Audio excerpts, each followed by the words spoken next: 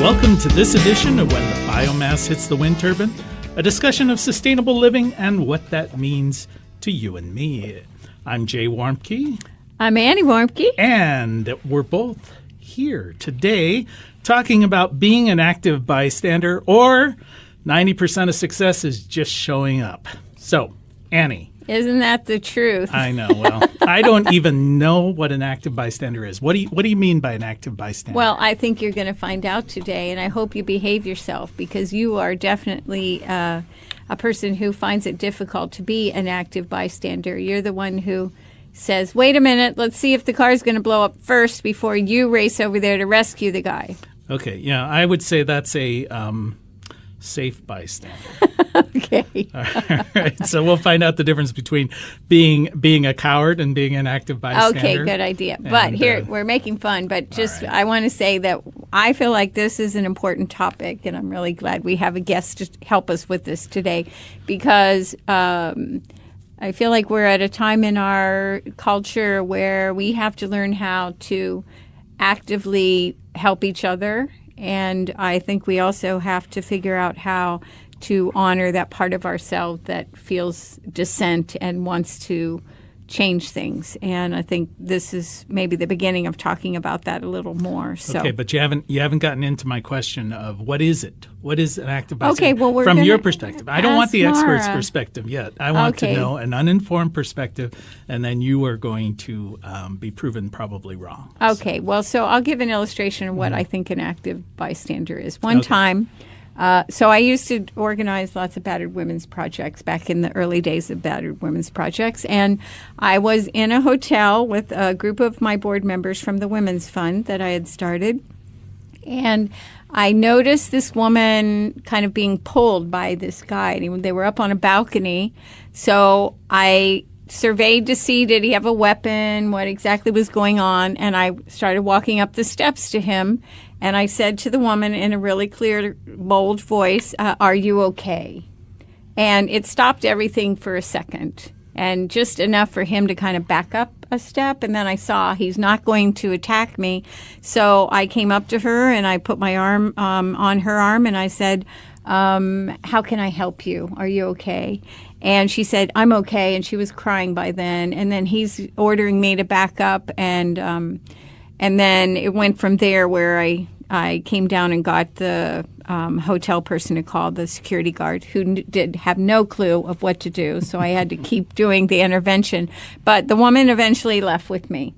And so I think that's what active bystander is. And I've always been a woman ahead of my time. So. Oh, okay. Well, that I won't dispute that. But at this point, then, let me introduce Mara Giglio. Yes. I got that one right. Oh, man. I'm not so good with the names. He's on his game or I should today. say Mara Giglio. Yes. So Mara, introduce yourself and tell us what you're all about. So I have been the director of the Appalachian Peace and Justice Network for 19 years, where I get to teach bullying and violence prevention.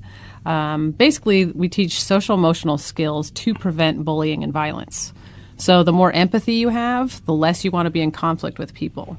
So if there is a silver bullet to this work, it is empathy, because empathy changes the game in terms of we care about each other and we don't want to be in conflict, so we're going to work to get out of this conflict.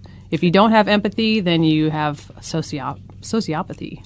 Sociopaths? Then you're a politician. You're sociopathic. If you don't have empathy, you're a politician. Yes. So we try to essentially, be the opposite. when you're saying empathy, you're meaning putting yourself in the position of the other person, how your behavior is going to affect them. Right. Caring about somebody else's feelings. Mm-hmm. So one of the reasons why this applies so much to sustainability is that we live in a culture that seems to be actively teaching not to be empathetic, to not develop this, or to do away with it. That's why I think this topic is super powerful. Absolutely. I just ran into somebody who's building empathy for the environment by taking kids out and doing trash pickups, right? So he's teaching those kids to care about the environment through that activity, and hopefully that's going to lead to better stewardship of the environment. Yeah. When we were kids, which is, before there was dirt, there used to be a commercial on television, and it was quite moving. You better not be making fun of the Indian with the tear. I am. And so this guy, clearly a Native American person, and he sees this trash that's thrown into this beautiful, in Appalachia we'd say creek, and it's flowing down, and when they come back to him, he's got a tear. And I know kids, we all were like demanding if there was trash, we had to stop the car and get out and pick it up because we had empathy. We didn't want anybody to be sad that somebody threw trash out. And that wasn't just me. I think that, it seemed to be pretty broad-based. Mm-hmm. Absolutely. So, but we don't have that empathy going for us today. So where do we go from here to build that? So I work pre-K up through adult, and the biggest thing to build empathy is to understand feelings. So we play games like feeling charades. We play if you're angry and you know it, and then the kids give me a verse. If you're angry and you know it, go for a walk. If you're angry and you know it, go for a walk. So singing and games gets kids involved. Talking about feelings, pair and share, pair kids up and they turn and talk to each other about how they're feeling and they take turns. You can have them reflect back how the other person's feeling to make sure that they got it right. And then there's also nonviolent communication in terms of resolving conflict, which is based on huge. Empathy and sharing your perspective and then also making a request for a change. Are you feeling like your task is getting easier or harder? Because it seems like the current generation of kids coming up seem to be a little more in touch with pretty much everything than we were. But also the media that they're being exposed to is the opposite. Absolutely. And so they've got this kind of disconnect between what they know to be true and what they see as reflected as true. Mm-hmm. And how are you running into that? So you're making me think about impulse control and how important impulse control is to success in life. If kids have better impulse control, they have healthier relationships, they are healthier themselves, and they are more successful in life. So we teach impulse control through things like the marshmallow challenge, where every kid gets one marshmallow. If they can wait, depending developmentally, if they can wait 20 to 30 minutes for a second marshmallow, then they will get two. But if they can't wait, then they just get that one. So it's a physical, tactile game that says if you wait, you will get rewarded, and then they get to practice how to wait. Right? We always just tell kids, oh, just wait. Mm-hmm. But our curriculum teaches kids how to wait, how to distract themselves, how to look around at something else, how to get involved in something else. Don't smell the marshmallow. Don't look at the marshmallow. Think about Don't something. Think about that marshmallow. Put your mind somewhere else. It's going to be a lot Jay, easier. this would work for you really well. I can think of several situations. I minored in don't thinking about the marshmallow. So. Well, one thing that keeps crossing my mind about this conversation is kids that I worked with where we live, junior high kids, and honestly, I don't see how again, this is where I live. The teachers need to go to a graduate school to learn this for themselves and their own impulse control, their own behavior, their own inappropriateness. And then what happens when these kids go home, it's unbelievable what they face. And again, this is where I live that I have this experience. But so if I have teachers that aren't sophisticated enough with their own emotions to know how to deal with these things. And then I have adults in the rest of my life, ministers, scout leaders, parents, grandparents. How does this lesson really perpetuate itself so that it actually makes a difference? Absolutely. Well, I love teaching this stuff because I learn it, right? So I have to reinforce this stuff in myself, and it's so helpful. Of course, I'm an adult, but it's still helpful to repeat these lessons myself, to learn this stuff. We do trainings for teachers. Whenever we're training students, the teachers are always in the room also getting trained. It's best to train the teachers because then the teachers train the students. But sometimes schools say, well, the teachers aren't going to teach this, so they pull me in and then I teach it. And then the teachers there watching me teach and hopefully picking up some things as well. Well, it sounds like you've been talking so far about dealing with your own behavior. But the term active bystander to me sounds more like something's going on. Yeah. I am going to be exposed to some event, and I need to be prepared in how I'm going to deal with that. Yeah. Like the example Annie was giving about the person perhaps in a domestic violence situation. Maybe there's an accident. Maybe there's just somebody yelling at someone else, like like you see on television all the time. So what would you recommend as far as getting yourself ready for this society we live in? That's a great question. So just briefly, bystander means witness. It's somebody that witnesses abuse or injustice. We also have the word upstander. So instead of being a bystander, you can be an upstander. You can do something about it. And we also have the term active bystander. So you can be a passive bystander and you can be an active bystander. And the biggest thing that I teach myself and others is to trust our gut. Not only using our intuition is important, but if we just use intuition, then we're not using critical thinking skills. So we want to use intuition plus critical thinking skills. We want to weigh the pros and the cons. Is this safe for me to intervene? Do I need help? I like that because this is the difference between Annie and I. I have critical thinking before taking part in something that's going on. I trust my gut, Mara. Well, that's why you guys are such a great partnership. She rushes together. in. She rushes in, and I usually grab the back of her shirt as she's rushing. That only happened once, Mara, when a guy was beating up a woman in a hotel room and woke me up in the middle of the night, and I started pounding on the door, and suddenly I wasn't making contact anymore, and Jay's picked me up and brought me back to the room and said, "What are you thinking?" Okay, so a lot lot of us are so in you need both of you. Yeah, both of your skills. But that's true in life. We all need each other. So, but we all run into these situations where we say, okay, I saw that, and oh man, I should have done this. You know, it's always easy to Monday morning quarterback, and you're sitting there afterwards going, oh, yeah, I didn't say anything because I didn't want to draw attention to myself. Yep. See? All right, I'm good at that. And I'm like, I'm going to kick your... I'm not allowed to say that word on the radio. Okay, so how are you... what I'm taking from this is that you're saying, all right, you're going to be faced with these situations. So let's give you some... So you're not 6 hours later sitting in your room going, I should have done this. You're saying, okay, this is a situation I'm prepared for.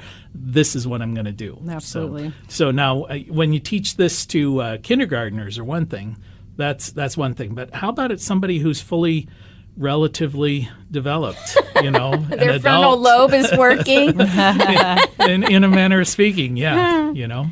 So what skills would you recommend there? For adults? Yeah, well, or people who are old enough to be adults. Well, I've been teaching in 9th and 10th grade advisories at Federal Hawking. So my lesson is geared toward them, but I also think that it's a good lesson for adults. It makes sense to me. We've got 3 intervention strategies. Directly intervene if you feel safe. Delegate to somebody else if you don't feel safe, and distract or put the attention on something else and get out of there and deal with it that way. So there's 3 different ways to intervene. The biggest thing, again, is trusting your gut and your critical thinking skills and thinking about safety. Is it safe to intervene? Do I need help? Do I need an authority figure? Covering all your bases. Okay. Well, in a minute, I want to ask you a little bit more about the situations that we're coming into that aren't life-threatening, the more realistic day-to-day type things that we run into. But let's pause for just a second, and let me remind you that you are listening to When the Biomass Hits the Wind Turbine with Jay and Annie Warmke, reminding you that it is indeed the end of the world as we know it. And thank God. Thank God, yeah. Okay, well, if it is the end of the world as we know it, I am an active bystander. What am I going to do? I mean, so what I was going to say is there are situations, I found it very common when I was in business, where somebody says something that's very You're still inappropriate. in business. No, okay. I won't even go there. But so people will say something that is inappropriate, is wrong, is racist, sexist, doesn't matter. Bullying, any homophobic. And the typical response is for people to be embarrassed slightly, don't say anything, and then move on. Yeah. There have been situations in my life where someone did say something and it made a big impact on me. Oh, great. And I was saying, why wasn't I courageous enough to say that? What did they do? Oh, well, this was a situation. I was actually in a board meeting, one of those where somebody made an inappropriate joke. He thought it was a joke about Martin Luther King Jr. and the holiday, and said he was going to celebrate it by flushing his toilet twice. And everybody just sat there. Oh, no. And then one guy, it was in the South, we were in the South, and this one guy, in a real deep Southern voice, he goes, "Well, now, Bob, I met Dr. King. I think Dr. King was one of the greatest Americans this country has ever produced, and you have offended the hell out of me." And I was like, whoa, that was amazing, you know? And that had a big impact. And of course, but I thought I would never have said that. So, But I do think that it requires thinking. I know I was sitting in a government meeting where somebody used the N-word, and it's all men, and I'm the only woman. And I know I'm going to say something, but then I got to think, how will I say it so they can hear me? Right. It's not enough to just say something. I Right. feel like it's evil, and it kind of gets in you, and so you can't let it. But I did say, I think what you're describing is a person who is inappropriate. I think you're describing a person who isn't nice, who's nasty. But you're definitely not describing somebody's color as that personality. And all the men look up like, oh, my word. And then they all just go on like I didn't say anything. But at least I was true to myself. And I think that's a lot of what this is about, is to say, this isn't me accepting the status quo, and I don't have to be disrespectful or snotty unless there's danger involved. But what I have to do is thought about it ahead of time. What am I going to do to respond so I can at least feel like I was honoring of myself? I think that's really valuable. Yeah, absolutely. And when I work in high schools, I talk about impediments to action and assets. So things that keep us from acting, and assets are things that help us act. So when I was in the Athens Middle School, there was the boys were starting a fight. They had circled up and they were ready to kick some butt. And so I used my female privilege, I think, and I got in the middle because Females have privilege. I Maura? did. I Let's hear about that. I did not get hit, and I think it's because I'm a girl. So I think I used my female privilege to break up that fight. But I don't know if I could have done that if I was a boy. I think it could have been harder, and maybe I would have been more a target for violence. So we have to use our assets for the greater good and figure out what they are. And if we don't have enough assets, how can we get more on board so that we can make this intervention successful? Well, and I do think, as I just said, it is thinking about it ahead of time. I mean, having some pat answers or thinking Right. certain things that happen. I don't have to respond to everything, but I have to speak up if it feels like it's touched me in Right. a negative way, because otherwise it's in there mulling around. We got to get it back out. well, and one of the things, Annie, that you've taught me over the years, because my inclination has always been, look, this person is not going to be changed if I try and change their mind. They're already a jerk, and they're going to remain a jerk regardless of what I say. So I can dissuade myself from getting involved at that Right. point. But you will always say, but then it's part of you. You got to kind of spit that out, because you don't want to take their jerkness and own it.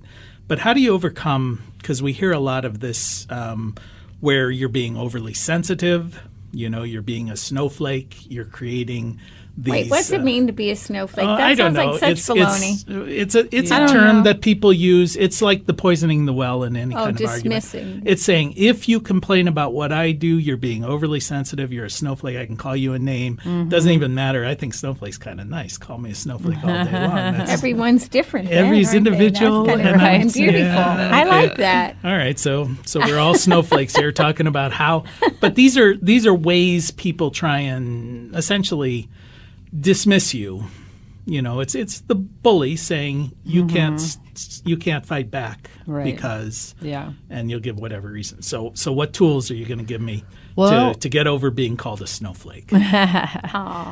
Well, I've been studying nonviolent communication, and they always say, tell them what they're doing is making you feel. So non-judgmentally, when you use the N-word, it makes my skin crawl. And if you do it again, I'm going to leave this meeting, or I'm going to talk to an authority figure, XYZ, right?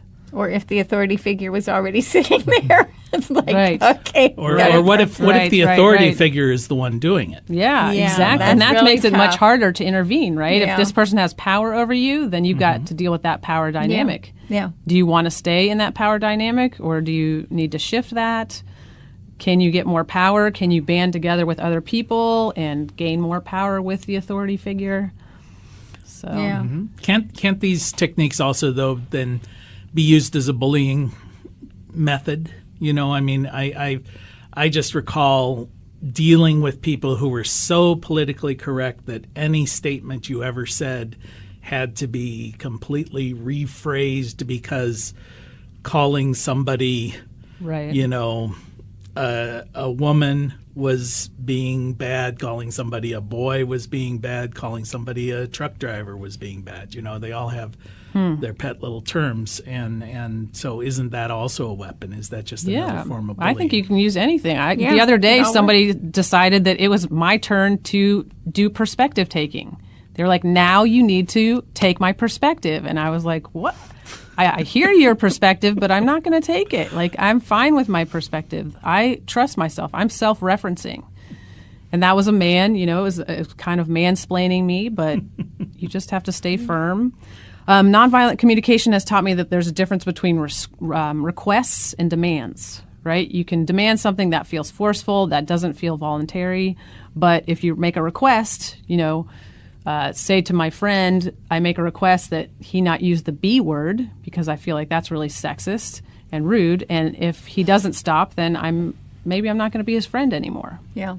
Well, one thing that I feel pretty strongly about is the idea that, I'm kind of spoiled because the home that I live in and the people around me are really respectful of my own space. So, I can put my arms out from as far as I can stretch them and I can say, that's my space and I know I'm respected. And I think one of the challenges is to be in a place where that is not happening, where you're being shoved or touched inappropriately in a crowd or whatever, or just the emotional part of that invasion. And I think for myself, I know lots of times I've just put my hand up like stop, and people don't speak to me that way. Yes. No, it's not acceptable to me, and I don't even threaten. If they don't stop, I just walk away because I have that choice, that freedom, because that's my space. It belongs to me. That's and right. I think kids really benefit from understanding that they own some space around them. I think kids in our culture are so disrespected in so many ways that has power for them to realize that something belongs to them. And that's why it feels bad when somebody is in your space doing stuff you don't like or want to have happen. Okay, but we keep coming back to how we will deal with ourselves in this, and this whole discussion was about being an active bystander, where somebody else is doing something. And then how are you going to respond to that? And I think we've touched on, if there is a violent situation, you've got to identify, am I at risk? Is somebody else at risk? If I do intervene, do I make the situation worse or do I make it better? I think that's something that's a real challenge. That's a big, big challenge. Yeah, Jay. I mean, you talk about that's a call that sometimes you make, and and I've done that in stores where people were abusing kids, and I'm thinking, is it worse to intervene and ask, can I help you? It seems like you're having a bad day, or I don't do anything. It's horrible to have to be in that position. And then we step it down a notch and say, all right, it's not physical violence we're worried about at the moment. It's inappropriateness as we have determined it to be inappropriate. We've talked about sexism, racism, other isms. Then I guess we can broaden it out. What if somebody throws a paper cup on the ground? I mean, Exactly. that's offensive. You're a bystander to that's that like- injustice. I mean, I always question about that. You see somebody drop something. I mean, do you do the, oh, sir, I'm sure you're not aware, but you dropped this. Must be yours. I got one. I just say, does your mama know you act like that? Well, now you're attacking. I mean, it That's always. not an attack. No, but it always no. feels a little more direct than that. Yeah. No, she would do a New York, yo, hey, buddy. Hey, darling. You're nobody. That's why you're here's such your a good maid. team. Right? No, You got it all. No, then he says, Annie, it's me they're going to beat up when you do this stuff, so you could, get between us or something. Yes. Yeah, so that's another thing and it can be chronic. How would you deal with an inappropriate neighbor, keeps a junky yard, makes loud noises? That's always because there are repercussions for this behavior. You're Absolutely. going to get some blowback if you complain. So again, what's your recommendation? You're the expert. Tell me how to deal with my obnoxious neighbor. Well, you have to weigh the pros and the cons, right? You got to do that critical thinking skills of what's good if I intervene, what is bad about me intervening, how's this going to affect my relationship, who's got the power. It's a strategy. We had this happen in our neighborhood around an animal that was being abused, and the neighbor said to me, Annie, you should call the animal control. And I was like, oh, you want war. You really want war. Let's think on this for a bit. Yeah. And eventually what happened was amazing because there came an opportunity to speak with this person and offer some assistance. Oh, And she actually came for tea. We invited, come for tea and let's talk about it. Good. See? And That's she great. did come, and we were able to work it through of what to do and how we might be helpful to her. And she's become actually the nicest neighbor we've ever had. But we could have Nice. been at war. Nice. And so I don't really want to be at war with people. No. It's not the strategy for my life. Okay, well, Mara, we've got about 1 minute left. Time flies. So how are you going to? How would you sum this up? What are some things people can do? There's a lot that people can do. I would get trained. I love training. I think trainings are great because we can work on this together. We can bring up situations. Well, what could I do here? And then we can all help you brainstorm possible ideas. Also, the big thing is to increase your positive bank account. Annie's example just was like, well, if we do this in a sweeter way, then we might get more rewards. Right? So the more we do those nice little things for our relationships, we build up our positive bank account. Then when we have conflict, we're more resilient to it. So you handled that in such a beautiful way where you invited her over for tea in this kind way and asked for some changes, but you did it with that container, that positive container. So I think that's why that was successful. And I think that's why it's important to pay attention to building up our positive bank accounts with each other as much as we can. And it also takes a certain amount of courage and boldness, and I think that's what we have to develop Yes. in each other, and why we need each other to help us Yes. for that. Okay, Yes. so be bold. Well, Be bold. Be bold. courageous. Uh-huh. Well, you have been listening to When the Biomass Hits the Wind Turbine with Jay and Annie Warmke and Mara. Thank you, Mara. Thank you. Thank you for spending just a little bit of time with us. And as your grandmother probably told you, the secret to a happy and sustainable life is... Hey, really, for sure, play nice with others, and don't forget that, and clean up your own mess. And Jay Warmke, please start eating more of those veggies. And if you don't, somebody is going to say something. That's right. Till next time. Mother Earth will sing and her children will be healed. Come on, see the morning glory blossom in the night. Know the stars are dancing in twilight. Soon we'll be together, all will be revealed. Mother Earth will sing and her children will be healed.